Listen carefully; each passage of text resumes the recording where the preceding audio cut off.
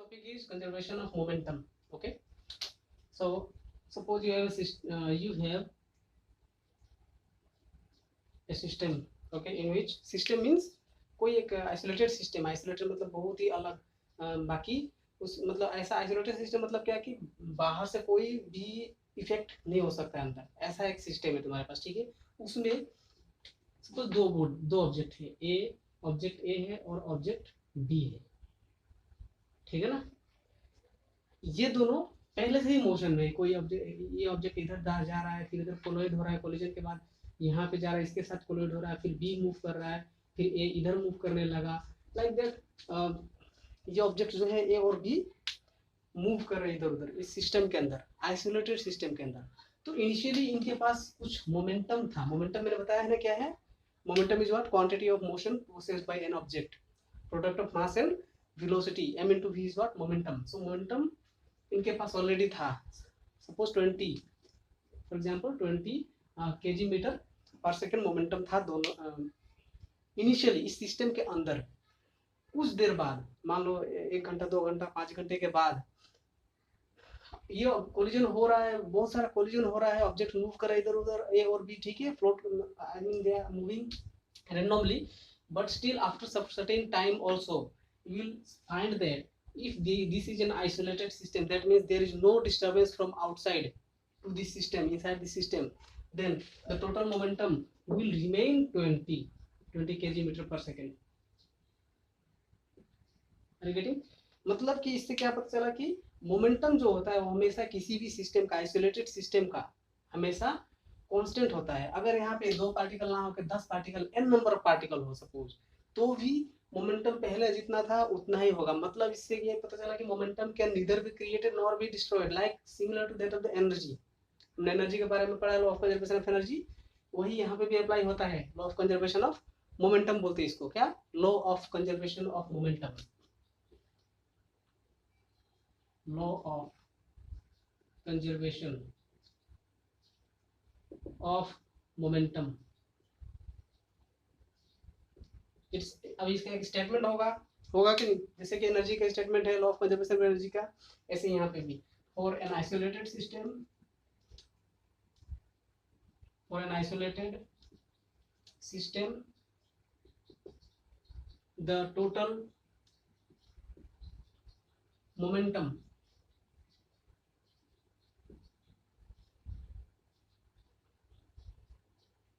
for an isolated system, the total momentum of the system remains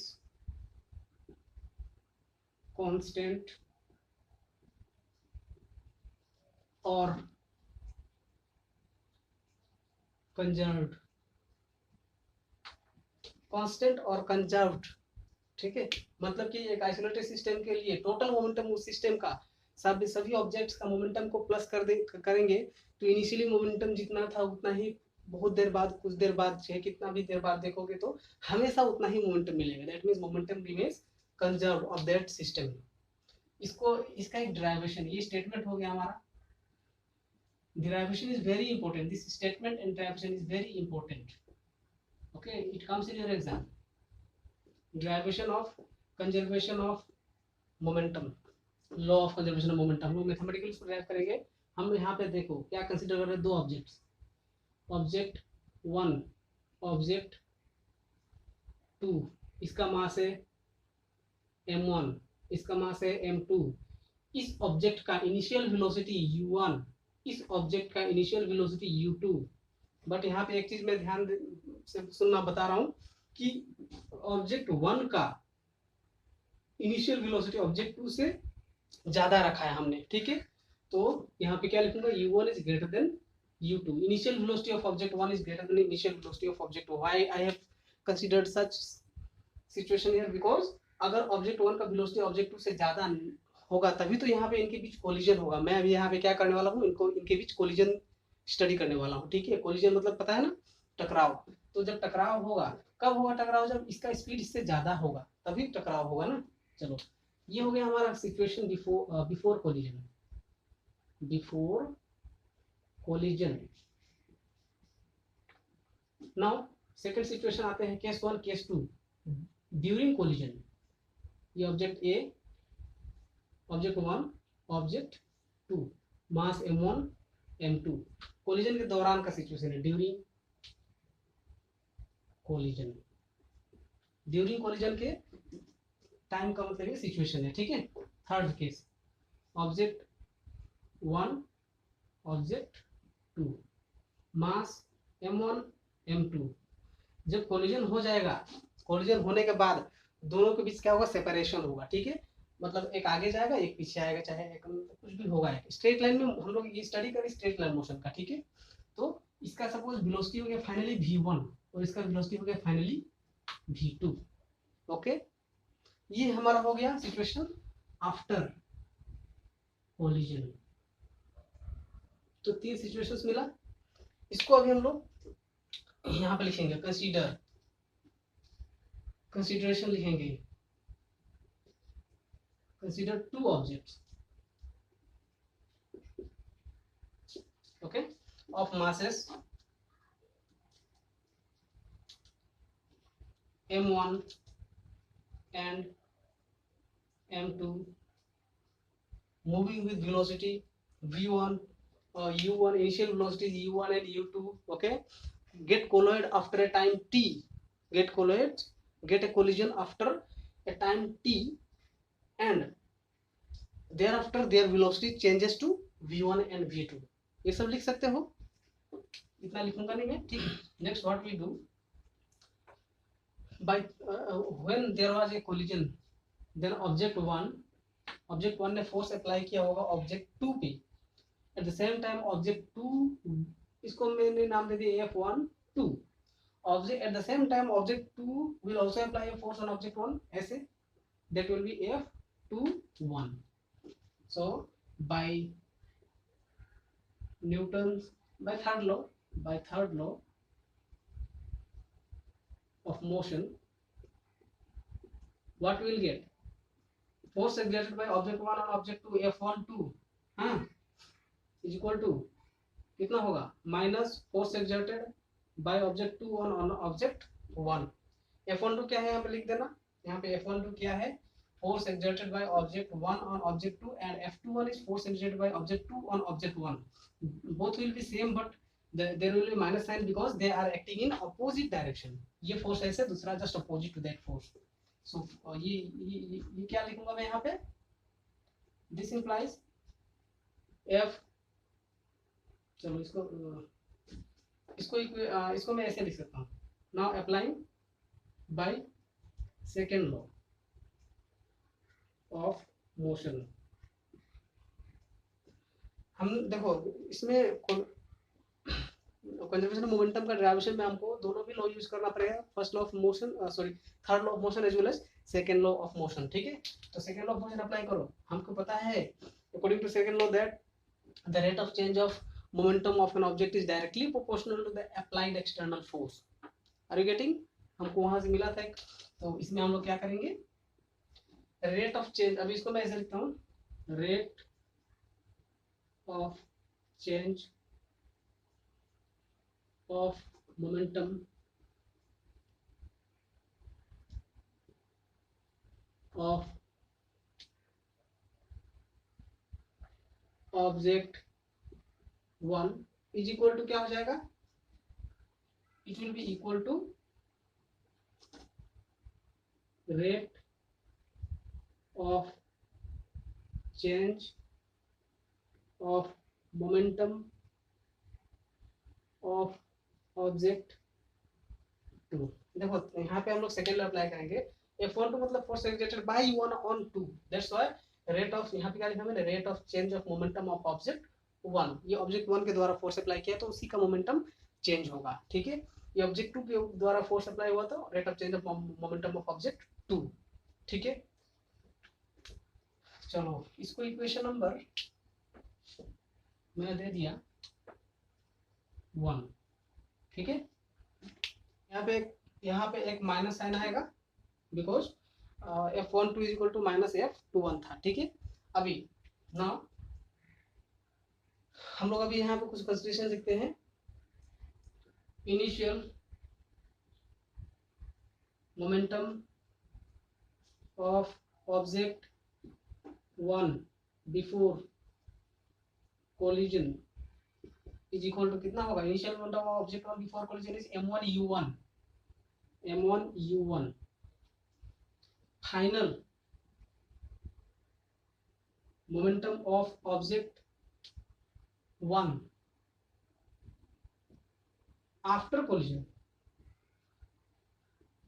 is equal to कितना होगा, m2, अच्छा m1, हाँ after collision क्या हो जाएगा इसका momentum m1 into v1, m1 into v1। Okay, now again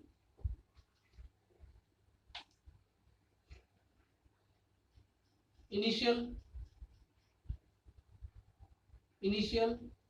अच्छा चलो ये किया हमने, अभी इसका डिफरेंस निकाल लेते हैं, change in momentum, therefore change in momentum of object one before and after collision क्या होगा, फाइनल माइनस इनिशियल, होगा कि नहीं, final momentum minus initial momentum, final momentum minus initial momentum होगा। चलो इसको लिखता हूं, this implies change in momentum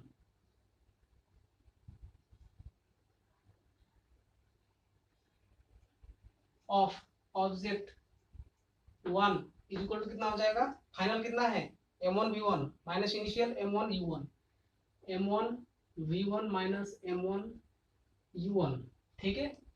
अभी मैं क्या करने वाला हूँ, rate of change of momentum, मतलब दोनों साइड टाइम से डिवाइड, रेट का मतलब क्या बताया था मैंने, divide by time, squaring both side वैसे dividing both side by time, how much time, जितना टाइम के बाद, मतलब during that means time of collision, okay, मतलब कितना टाइम में ये जो पूरा प्रोसेस है before collision after collision and the collision which is taking place, वो टाइम कंसीडर सपोज t, तो उसको मैं क्या लिख सकता हूँ, change of momentum of object one divided by time t, and that is nothing but what, rate of change of momentum of object one is equal to कितना हो जाएगा, m1 तो देखो इसमें कॉमन है तो m1 कॉमन ले लिया, v1 minus u1 upon divide क्या करना है टाइम t से, तो इधर भी टाइम t से डिवाइड किया था तो यहाँ पे रेट आया है वर्ड, समझ में आया।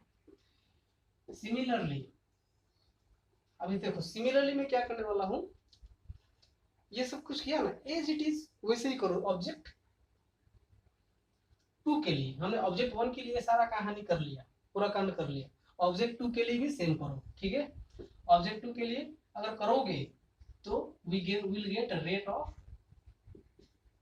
Change of momentum of object two, कितना मिल जाएगा, अगर सेम प्रोसेस करोगे तो तुमको मिलेगा m2 into v2 minus u2, यही मिलेगा, करके देखना, ठीक है, करके देखना। इसको इक्वेशन नंबर दिया 2, इसको इक्वेशन नंबर दिया 3, ठीक है। हमने इक्वेशन 1 कहाँ लिया, ये इक्वेशन 1 में इन दोनों इक्वेशन 2 और 3 को पुट करो, सब्स्टिट्यूटिंग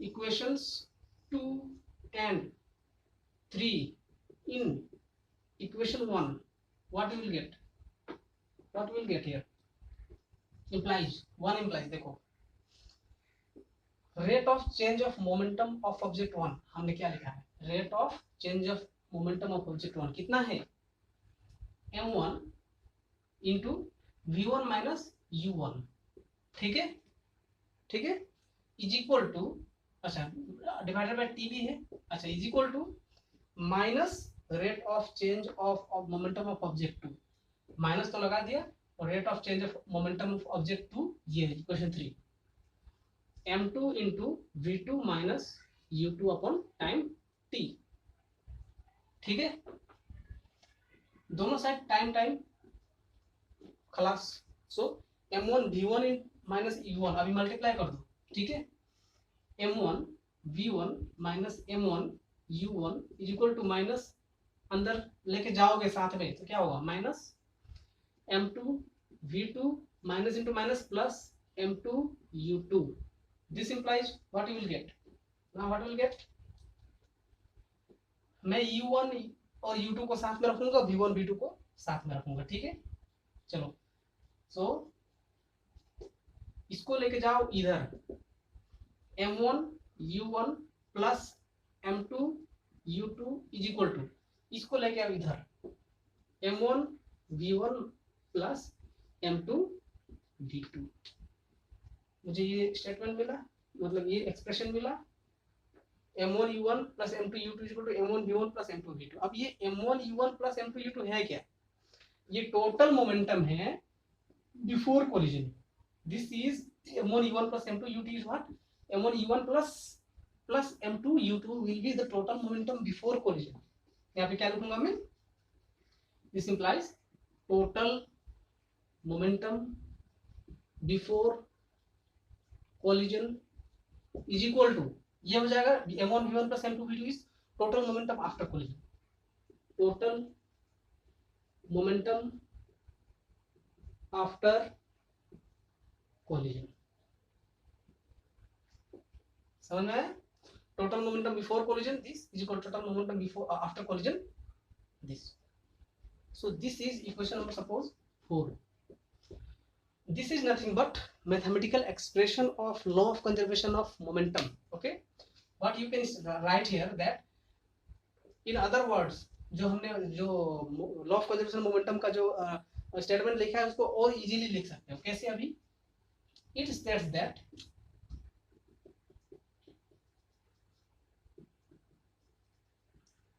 total momentum, ऐसा लिखो, it states that for a system of two objects,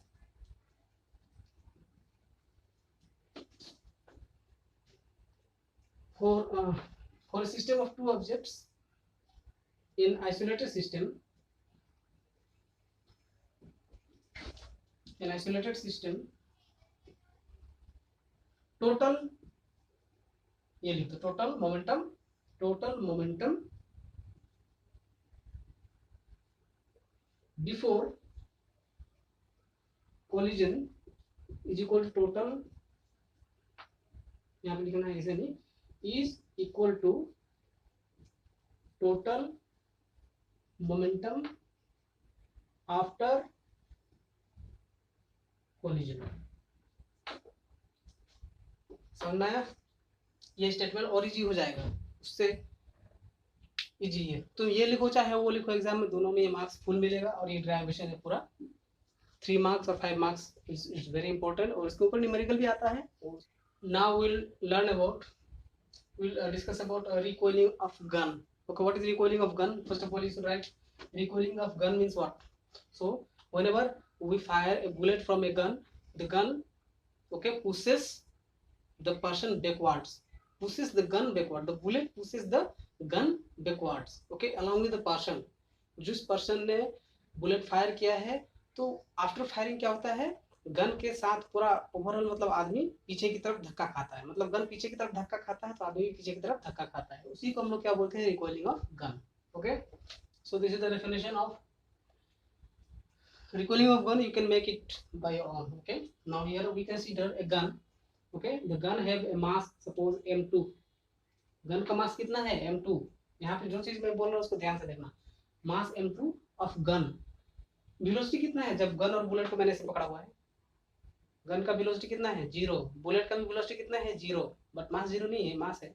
bullet का गन का वेलोसिटी 0 है, इनिशियल वेलोसिटी, और बुलेट का भी इनिशियल वेलोसिटी क्या है, 0 है. तो वो सब चीज लिखेंगे हम लोग. यहाँ पे u1, ये क्या है, u1 मतलब गन का u1 इक्वल टू कितना, 0. u1 मतलब क्या, इनिशियल वेलोसिटी ऑफ, नो ये u1 नहीं होगा, ये क्या होगा, u2 is equal to 0. u2 मतलब इनिशियल वेलोसिटी ऑफ गन. मैंने 2 क्यों लिया है गन को, ताकि इजी हो हमारे लिए. अच्छा, बुलेट का मास m1 बुलेट का इनिशियल वेलोसिटी 0। ये हो गया बिफोर फायरिंग। ये सिचुएशन क्या आपका है, this is before firing. What we got, that mass of the gun is m2, mass of the initial velocity of the gun is u2, and which is equal to 0. Mass of bullet is m1 and the initial velocity of bullet is 0. Now after firing, so after firing I am writing after firing, फिर से gun बनाऊं,